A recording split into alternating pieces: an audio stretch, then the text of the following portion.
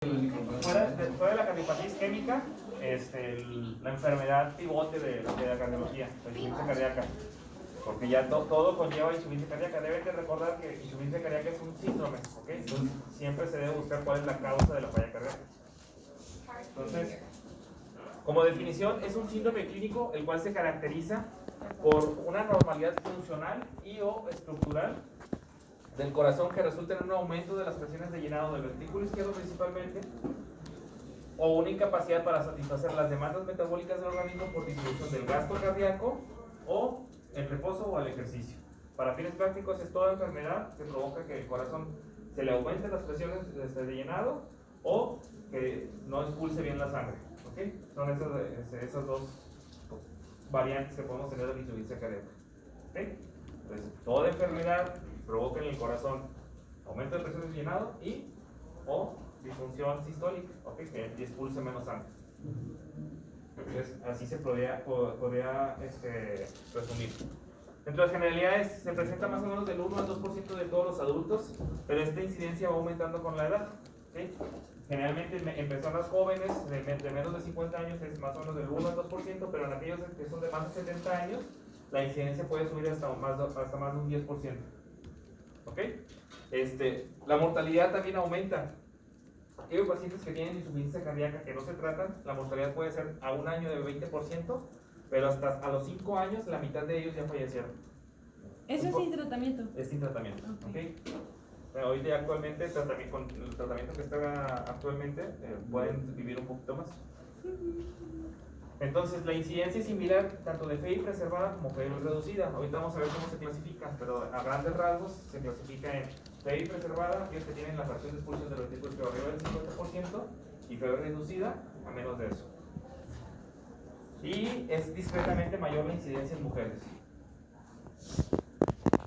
Dentro de la fisiopatología, lo importante, lo que ustedes deben saber, ¿qué sistemas son los que están implicados en la generación de la insuficiencia cardíaca? ¿Okay?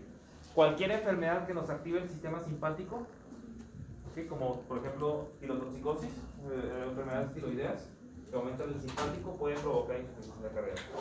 Cualquier enfermedad que nos sobreactive el sistema renina, angiotensina, aldosterona nos puede provocar insuficiencia cardíaca. ¿Okay? Y cualquier enfermedad que nos provoque activación o sobreactivación de la vía de los péptidos natriuréticos también nos puede provocar insuficiencia cardíaca. Entonces son las 3 vías que ustedes deben de saber, las 3 vías que ustedes van a preguntar. ¿Okay? ¿Cuáles son las vías que se alteran en la insuficiencia cardíaca? En la vía del simpático, la vía de la renina, angiotensina, aldosterona y la vía de los péptidos natriuréticos. ¿Okay? Gracias. Entonces, con eso resumo toda esta imagen. ¿Okay? ¿Esta imagen qué es? Okay, aquí vemos el eje renina, angiotensina, aldosterona.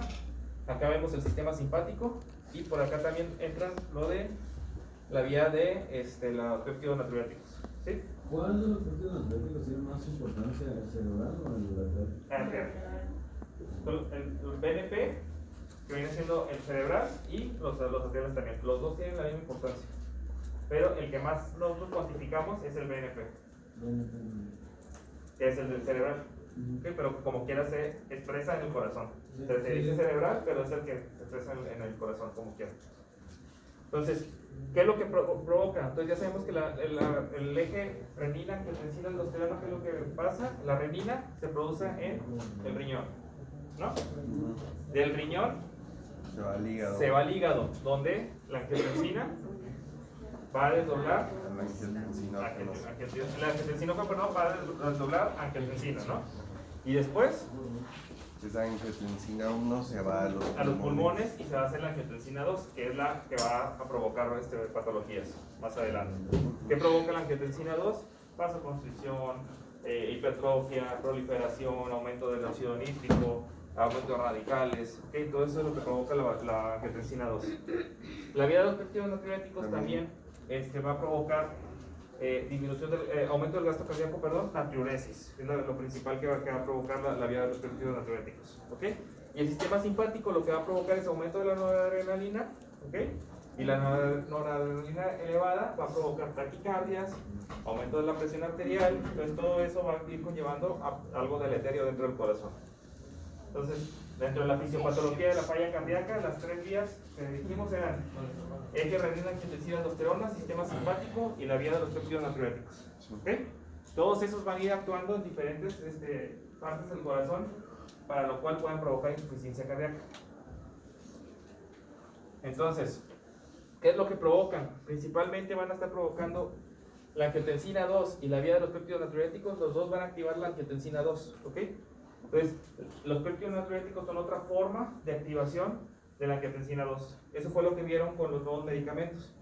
Se daban cuenta que como quiera, cuando daban medicamentos para angiotensina 2, seguía viendo angiotensina 2 a nivel molecular, ¿ok? Entonces, quisieron ver qué otra vía había, y así encontraron la vía de los péptidos natriuréticos, que también se encargan de activar a la angiotensina 2. Entonces, ya activando la angiotensina 2, ¿qué es lo que provoca? Vasoconstricción, hipertrofia, proliferación celular, aumento de retención de sodio, aumento de la oxidación, aumento de la inflamación y aumento de la trombosis.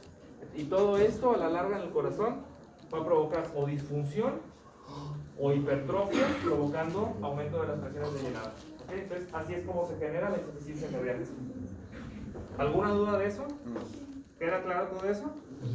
Entonces, viendo todo eso, así es como actúan los medicamentos, porque vamos a ver el viernes.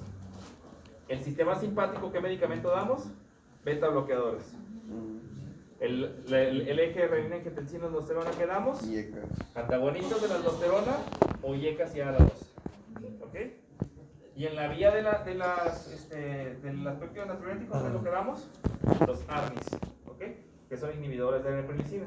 ¿Qué? Los inhibidores de aldosterona o directamente de renina son comunes en la vida real. Sí.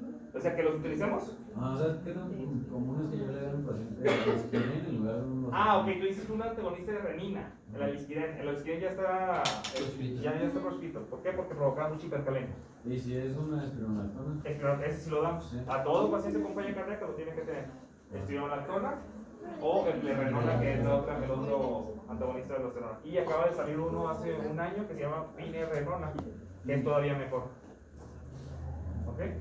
Doc, ¿y se da el IECA con el ARA2 junto? ¿O se da No, acuérdate que Uno no se deben de No combinar se deben dar. esos. Pregunté precisamente. Sí, no se deben dar. Sí hay casos donde hay algunos que sí lo he visto que lo indican, ¿ok? Pero la verdad es que lo deberíamos de tratar de evitar. ¿Por qué? Porque potencias los efectos colaterales. Puedes provocar falla renal o hipercalemia. ¿Ok? Entonces, por eso digo, entonces, sabiendo dónde está la patología, ahí es los medicamentos que han ido creando. ¿Ok? Entonces, los nuevos, los relativamente más nuevos son los ARNIs y los SGLT2. Los SGLT2, ¿dónde actúan?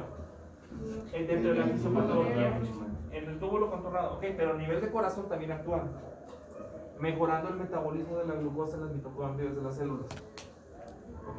Entonces, al mejorar eso, también se dio cuenta que por eso disminuía las hospitalizaciones y los problemas con falla cardíaca en esos nuevos medicamentos que se hicieron primero para diabetes y después se empezó a ver que ayudaban al corazón. Entonces, quisieron ver que otras vías, aparte de lo de la glucosuria que provocaban los túbulos contorneados, si había algo más que provocara el corazón.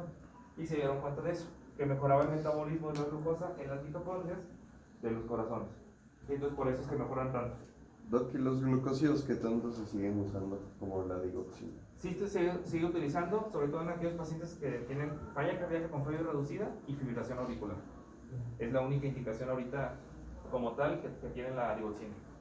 Aquellos que a pesar de los 4 medicamentos siguen con síntomas y tienen fibrilación auricular, ahí les dejas digoxina. Entonces es un medicamento actualmente de segunda línea.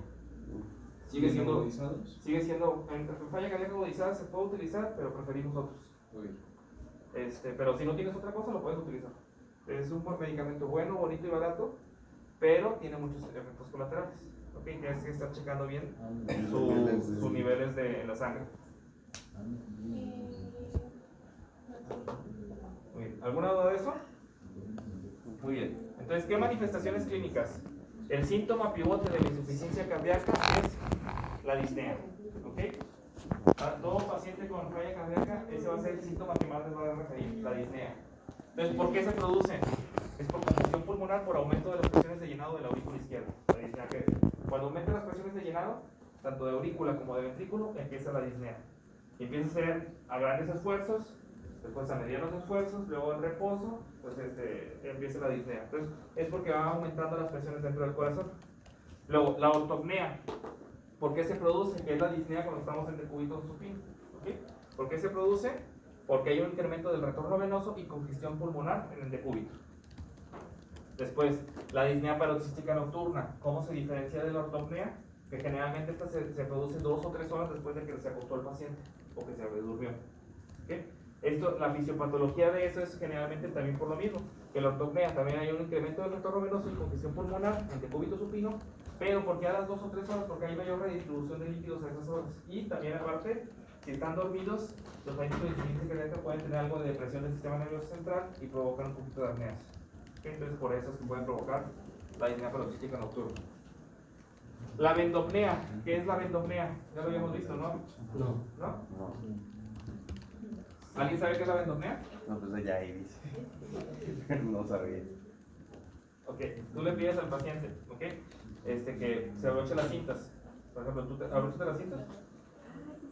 Como el de la pericarditis, ¿no? Ok, es como la pericarditis, pero en la pericarditis mejora el dolor. ¿Y aquí en verdad? Aquí no hay dolor. ¿Ok? Sí, bueno, Cuando le pides que se abroche las cintas, ¿ok? Y que esté repartido unos 30 segundos así, si empieza con mucha disnea, eso es vendopnea. ¿Ok? ¿Cómo lo checamos objetivamente? Si tú pones el pulsómetro, te estás saturando a 97%. Le pides que se incline hacia adelante y baja más de 3. Entonces, eso ya es vendopnea, ¿ok? Baja la saturación. Y de hecho, es un signo, ese signo de checar la saturación, con que baje más de 3% la saturación, ya es un marcador de mal pronóstico para pacientes con falla cardíaca. ¿Ok? Nada más con checar eso. Por eso es tan importante la exploración física. 3% sin importar en cuánto estaba antes. Sí, con que sea 3%. Muy bien, y palpitaciones. ¿Por qué tienen palpitaciones los pacientes? Porque tienen arritmias, ¿okay? Principalmente fibrilación auricular, son las que más se asocian a insuficiencia cardíaca. ¿Por qué te hace la arritmia? Por las Porque empieza a dilatarse.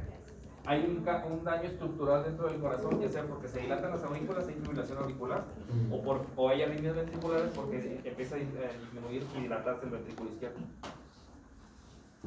¿Alguna duda de los síntomas como tal? También pueden provocar edema de tobillos por retención de líquidos. Puede manifestarse el paciente que se llena muy rápido cuando está comiendo, saciedad temprana. Y eso es porque hay también redistribución de líquidos, incremento de presiones de llenado de la aurícula derecha. ¿Okay? Entonces, acuérdense que si se aumentan las presiones de llenado de la aurícula derecha, se aumentan las presiones dentro de todas las venas. ¿Okay? Entonces, por eso es que también hay saciedad temprana. ¿Por qué tienen anorexia, depresión o confusión? Porque hay hipoperfusión cerebral. Y caquexia, porque a largo plazo los pacientes con falla cardíaca terminal están muy flacos. ¿Por qué? Porque hay activación crónica de las vías inflamatorias. ¿Okay? Sobre todo factor de necrosis tumoral alfa. Entonces, esa es la fisiopatología de todos los síntomas que tienen los pacientes. ¿Sí? ¿Puedes repetir la necesidad temprana? La necesidad temprana es porque hay aumento de la congestión venosa, ¿ok? Y hay aumento de la presión de la aurícula derecha. Si hay aumento de la congestión venosa, empiezan también a incurritarse las venas dentro del estómago, ¿ok? Entonces por eso es que empieza a haber saciedad temprana, se empiezan a llenar muy rápido. Muy bien, ¿y qué signos tenemos? Recordemos que la insuficiencia cardíaca son un conjunto es un síndrome, son signos y síntomas. ¿Qué signos vamos a encontrar? Incremento del pulso venoso yugular, ¿ok? ¿Cuál es la fisiopatología de eso? Pues congestión, aumento de las presiones de la aurícula derecha. Es lo que vamos a ver. El impulso apical desplazado. ¿Dónde saben que debe estar el impulso apical? Por donde nos palpamos, el corazón. ¿Dónde debería estar de manera normal? Quinto espacio cortal y línea medio clavicular. Ahí es donde de manera normal debe estar. Si nosotros estamos checando a los pacientes y vemos que está desplazado hacia abajo y hacia la izquierda, muy probablemente es indicativo de que tenga cardiomegalia ese paciente, que el ventrículo izquierdo está dilatado. Entonces, ¿por qué lo tenemos? Porque hay dilatación del ventrículo izquierdo. ¿Ok? Entonces, nada más con palpar al paciente tú ya puedes saber que tiene algo normal o anormal. Si hay soplos, ahí escribí mal. Son valvulopatías, ¿ok? Alguna valvulopatía que sea la causa de la insuficiencia cardíaca. S3 o ritmo de galope, habíamos dicho que el S3 era cuando estaba sobrecargado el ventrículo izquierdo, ¿no? Entonces caía agua sobre agua. Entonces, por eso escuchamos un S3, porque hay incremento de las presiones de llenado del ventrículo izquierdo y sobrecarga de líquidos. Y los crepitantes, ¿por qué los escuchamos? Porque hay aumento de la presión de la aurícula izquierda, lo que va a provocar congestión pulmonar. Y son los crepitantes que escuchamos. ¿Sí? El incremento del pulso venoso yugular es el signo de Kussmaul. No, el signo de Kussmaul es cuando nosotros respiramos, inspiramos profundo y se incurgitan las venas. ¿Ok? Que es diferente a las respiraciones de Kussmaul, ¿no? Así es, son diferentes. Es el de la situación psicológica, ¿no? Los de Kussmaul. Puede ser por situaciones de otros signos que podemos tener es derrame pleural. También podemos encontrar ahí, también es por lo mismo, de aumento de las presiones de la aurícula derecha e izquierda con retención de líquidos. Puede haber hepatomegalia por aumento de la presión de la aurícula derecha con aumento de la presión también de todas las venas que están antes de la aurícula derecha. Reflujo hepatoyugular, ¿cómo checamos ese? Ponemos el paciente a 45 grados, checamos, presionamos aquí en la región hepática y que dejamos presionado unos 10 segundos y si aumenta el pulso venoso yugular, con eso ya es un reflujo hepatoyugular positivo. Y eso generalmente es por falla cardíaca derecha. Ascitis, pacientes que tengan ascitis, obviamente tenemos que descartar que no sea de causa hepática, pero también pacientes con insuficiencia cardíaca, sobre todo cuando ya está afectado el lado derecho del corazón, tienen ascitis. Y el edema periférico, por aumento de la retención de líquidos. ¿Sería el anasarca? Ajá, cuando ya tienen anasarca, ya tienen edema de las extremidades superiores, inferiores y ascitis. Eso es anasarca. De hecho, también están inflamados de los párpados. ¿Alguna duda de los signos que podemos encontrar? No. Muy bien. Entonces, ¿cuáles son los criterios que más se preguntan para falla cardíaca? Los criterios de Framingham. ¿Sí? Son los que ustedes deberían de conocer. Entonces, conocer de perdido, o sea, que esos son los signos, los criterios para diagnosticar una probable falla cardíaca. ¿Ok? Entonces, hay criterios mayores y menores. Se requieren 2 criterios mayores o un criterio mayor y 2 menores. ¿Okay? Dentro de los criterios mayores, ¿cuáles tenemos? Disnea paroxística nocturna o ortopnea, distensión venosa yugular, crepitantes pulmonares, un S3, un ruido cardíaco, un tercer ruido cardíaco, cardiomegalia clínica, ya sea por desplazamiento del impulso apical o por cardiomegalia en la radiografía, edema pulmonar clínico, reflujo hepatoyugular y disminución de peso de más de 4.5 kilos en respuesta al tratamiento de insuficiencia cardíaca. Es decir, O que sea, le que demos es diuréticos, esperado, pues. que le demos diuréticos y que disminuya el peso. ¿Por qué? Porque está desechando todos los líquidos que tiene además. ¿Ok? Entonces, esos son los criterios mayores. Y los menores es tos nocturna, disnea de esfuerzo, taquicardia, edema maleolar, bilateral, derrame pleural, hepatomegalia y disminución de la capacidad vital, un tercio de la máxima registrada. Eso es por una prueba de esfuerzo. ¿Ok? Entonces, con que tengamos 2 de esos mayores, hacemos el diagnóstico probable de insuficiencia cardíaca. Si tenemos uno mayor y 2 menores, también podemos hacer la sospecha de insuficiencia cardíaca. ¿Ok? Por ejemplo, si no tienes un mayor, pero tienes 3, 4 menores. No, ahí sí no, la sospecha es baja, como que hay insuficiencia cardíaca, tienes que irte a otros estudios para confirmar. Y no se presenta así en la vida real de que No, la gran mayoría de veces un paciente con insuficiencia cardíaca te va a presentar siempre ortopnea. Siempre te la tiene que presentar.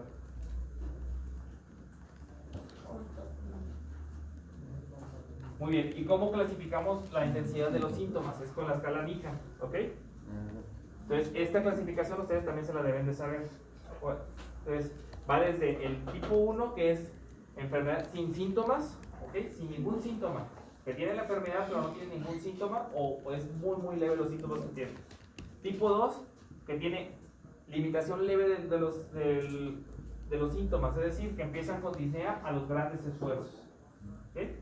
El tipo 3 es disnea a esfuerzos pequeños, ¿okay? Como ir al baño los fatiga, bañarse les causa disnea. Y el tipo 4 son incapacidad incluso en reposo. Están sentados y están con la disnea. Entonces, esta es dinámica. Un paciente puede ir desde el 4, le empiezas tratamiento y se va hasta el 1. ¿Ok? Luego otra vez suspende el tratamiento o pasa cualquier cosa y puede agudizarse a 3 o 4. ¿Ok? Doc, por eso, ¿cuál es mejor, la NICA o la de la AJA? Es que la de la AJA es diferente. La de la AJA es A, B, C, D. ¿ok? Y esos son estadios de la enfermedad, son diferentes. Este es para ver síntomas. Y puede ir, digo, puede migrar un paciente de un grado al otro, ¿ok? Este es para síntomas. La de la AJA, la voy a poner más adelante, es para ver estratificación de la enfermedad. El tipo A es paciente que no tiene más que factores de riesgo para falla cardíaca. La tipo B es cuando tiene los factores de riesgo y ya tiene daño estructural, que vamos a ver más adelante, pero es el daño estructural. La tipo C es cuando ya tiene síntomas y daño estructural. Y la tipo D es cuando ya es terminal, ¿ok? Una falla cardíaca avanzada. La diferencia con la NIJA es que un paciente que ya está en estadio C ya no puede irse al estadio A o al B porque ya empezó con síntomas. Ese ya está en ese estadio, ya no puede migrar de uno al otro.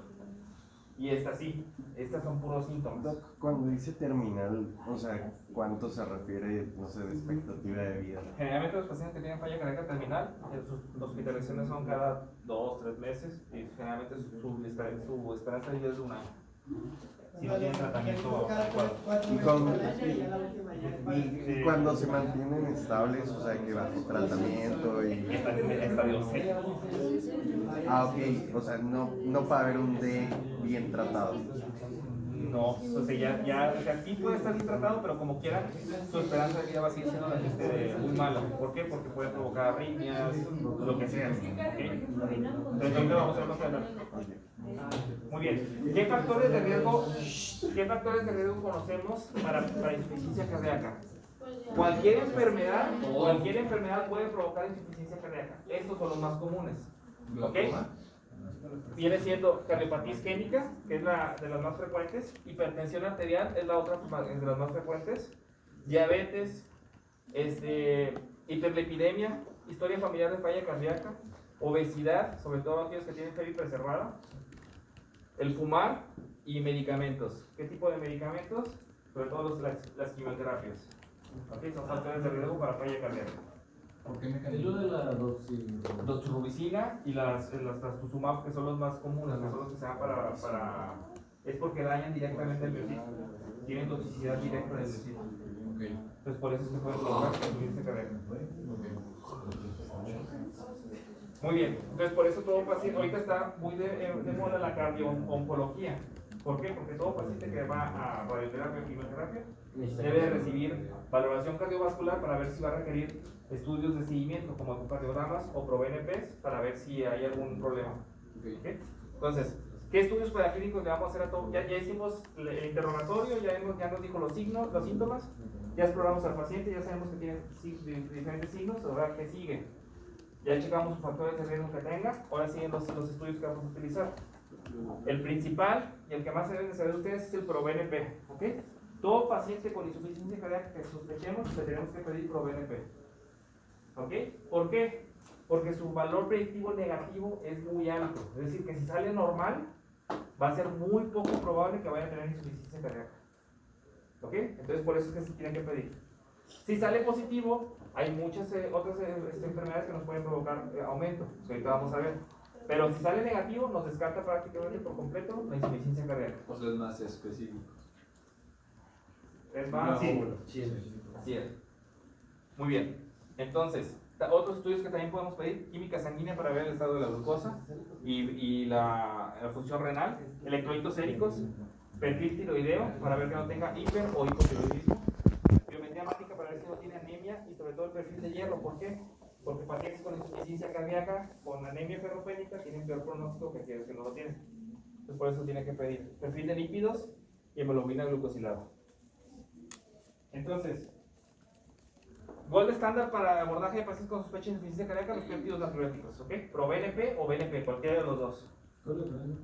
Es nada más la terminación, ¿ok? El ProBNP es todavía más terminal el tamizaje que le hacemos.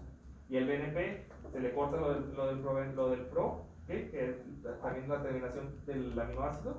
Entonces por eso los valores de ProBNP son mayores. ¿Por qué? Porque son más pequeños. ¿Ok? Cuanto es de la molécula. Muy bien, ¿qué nos puede causar una elevación de los péptidos natriuréticos? Causas cardíacas, insuficiencia cardíaca, síndromes coronarios agudos, miocarditis, hipertrofia del ventrículo izquierdo, miocardiopatías restrictivas, valvulopatías, arritmias. Cuando hacemos cardioversión eléctrica, también podemos aumentar el ProBNP, porque debemos de recordar por qué se genera el ProBNP, por qué se eleva.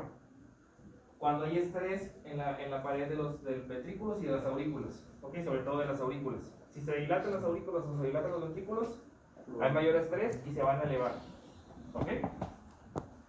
¿Qué causas no cardíacas te pueden provocar también aumento del ProBNP? Edad avanzada, un EB6 isquémico, una hemorragia subaracnoidea, una disfunción renal, una disfunción hepática, un síndrome paraneoplásico, EPOC, quemaduras, anemia. Entonces, por eso es que, aunque salga positivo, no nos confirma que tengamos insuficiencia cardíaca, pero sí nos dice que probablemente la pueda tener. ¿Ok? ¿Alguna duda de eso? No. Muy bien, y ahora, ya solicitamos los estudios. Actualmente también se está solicitando el antígeno carcinoembrionario, ¿ok? Que ese es un marcador tumoral. Pero ya se empezó a ver que también pacientes con falla cardíaca, sobre todo aquellos que tienen mucha sobrecarga de líquidos, se elevan. Entonces también hoy en día lo están solicitando. Pero no es ahorita todavía en las guías. Entonces ahorita con que se sepan el péptido energético, que ese es el que sí se deben de saber, por eso es suficiente. Entonces, ¿qué estudios de imagen vamos a pedir? Los que siempre pedimos. Electrocardiograma, ¿ok? Una radiografía de tórax. En el electrocardiograma, ¿qué queremos ver? Si está normal el electro, va a ser muy poco probable que tenga insuficiencia cardíaca. Casi siempre debe haber una normalidad, la que sea, ¿ok? Del electro. ¿Por qué pedimos la radiografía de tórax? Para ver si tiene cardiomegalia o derrame pleural. Ecocardiograma, ¿por qué lo pedimos? Es el método de elección para la valoración inicial de todo paciente con sospecha de insuficiencia cardíaca. Porque nos va a decir cómo están las presiones de llenado del corazón y cómo está funcionando el corazón. Resonancia magnética es el estudio de elección para ver si es de etiología isquémica o no isquémica un paciente con insuficiencia cardíaca. Doctor, ¿y se piden todas o puedes ya, o sea, llegas al ecocardiograma y dices ya aquí ya? Puedes llegar nada más al ecocardiograma y si la sospecha de la falla cardíaca está muy obvia en el eco, ya con eso te quedas. Por ejemplo, que tenga una insuficiencia aórtica severa, una insuficiencia mitral severa, pues ya das por enterado que la causa de su insuficiencia cardíaca es eso. Aquí les dejamos la resonancia como gold estándar.